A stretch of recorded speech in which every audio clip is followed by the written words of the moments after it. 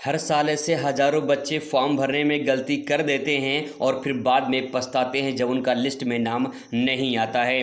दोस्तों, फॉर्म भरने से पहले ये सारे डॉक्यूमेंट तैयार कर लीजिए, क्योंकि जब फॉर्म भरेंगे ऑनलाइन तो ये डॉक्यूमेंट जब तक नहीं रहेगा तब तक आप ऑनलाइन फॉर्म नहीं भर पाएंगे। इसीलिए मैं आपको पूरी लिस्ट दिखा दे रहा हूँ कि जब आप फॉर्म भरेंगे तो कौन कौन से डॉक्यूमेंट लगेगा और उसी के आधार पर आपको फॉर्म फिल करना है। दोस्तों, आइए समझते हैं एक एक डॉक्यूमेंट के बारे में। सबसे पहले यहाँ पे जो आप फॉर्म भरेंगे तो आपके पास यहाँ पे 8वीं या 10वीं की मार्कशीट होनी चाहिए। क्योंकि जब आप फॉर्म भरेंगे तो कुछ लोग 10वीं पास आवेदन करते हैं, कुछ लोग 8वीं पास आवेदन करते हैं। तो 10वीं और 8वीं के आधार पे आपकी मेरिट बनती है, परसेंटेज जो भी रहता है उसी के आधार पे आपकी मेरिट तैयार की जाती है।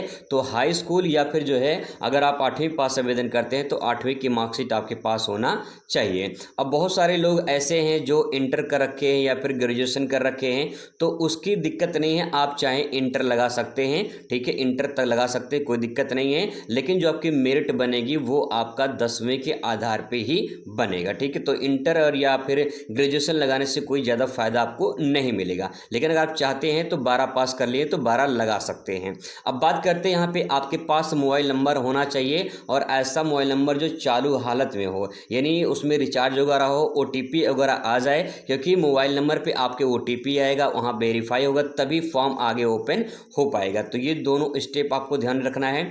फिर इसके बाद आपका यहाँ पे एक ईमेल आईडी आपके पास होने चाहिए।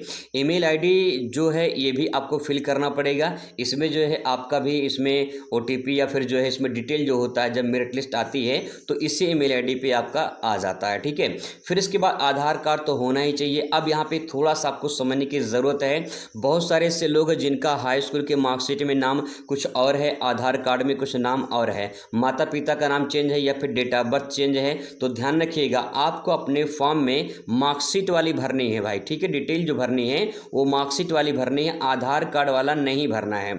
आधार कार्ड आपको बाद में संशोधन करना पड़ेगा अगर उसमें कोई गलती होती है तो, लेकिन मार्कशीट वाला संशोधन तो जल्दी करा नहीं पाएंगे। तो इसीलिए जो है आप मार्कशीट में जो रहेगा, जो नाम, पिता का नाम, माता का नाम, डेट ऑफ बर्थ, वही आप यहाँ पे फिल करेंगे, नहीं तो बाद में बहुत दिक्कत हो जाएगी। दोस्तों ध्यान रखेंगे, पिछले 5 सालों के अनुभव के साथ मैं आपको बता दे रहा हूँ। हर साल बच्चे ऐसा कमेंट करते हैं और बाद में पछताते कि सर मेरा फॉर्म में गलती हो गया है। तो ये ध्यान रखेंगे, अगर इसमें कोई गलती नहीं है तो दोनों मिला के आप भर सकते, कोई दिक्कत नहीं है।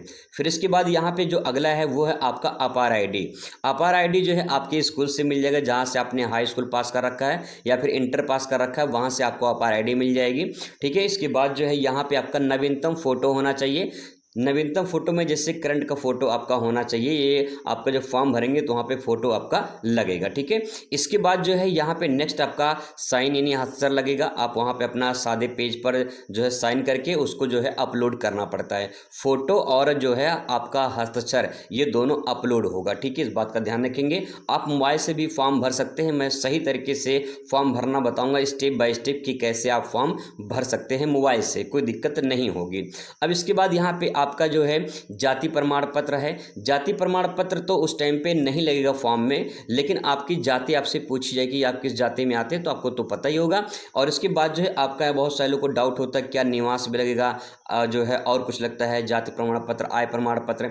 तो देखिए, जाति प्रमाण पत्र लगता है, निवास प्रमाण पत्र भी लगता है, लेकिन जब आपका ITI में एडमिशन होगा तब उस वक्त जो है आपको ये जाति और निवास देना पड़ेगा। और कुछ लोग स्पेशल सर्टिफिकेट लगाते हैं, ये सबके लिए नहीं है। जैसे कोई EWS की श्रेणी में आता है तो आपसे पूछा जाएगा कि आप इस जो है इस श्रेणी में आते हैं, तो वहाँ पे यस और नो का ऑप्शन होता है। ठीक है, तो अगर आपके पास है, जो जनरल कैटेगरी में आते हैं और EWS श्रेणी में आते हैं उनके लिए, सबके लिए नहीं है। ठीक है, SC ST OBC के लिए नहीं है ये।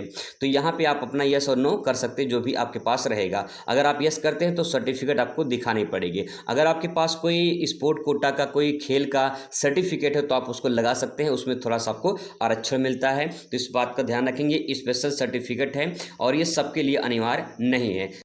तो दोस्तों, इस प्रकार से ये सारे डॉक्यूमेंट तैयार कर लीजिए। इसमें जो सबसे इम्पोर्टेंट डॉक्यूमेंट है वो आपका हाई स्कूल मार्कशीट है, इसी के आधार पे आपको फॉर्म अप्लाई करना है। बाकी और कोई डाउट रहता तो कमेंट करिएगा, आपको जवाब दिया जाएगा। पूरी जानकारी अब UP ITI की आपको 100% सही सटीक मिलती रहेगी।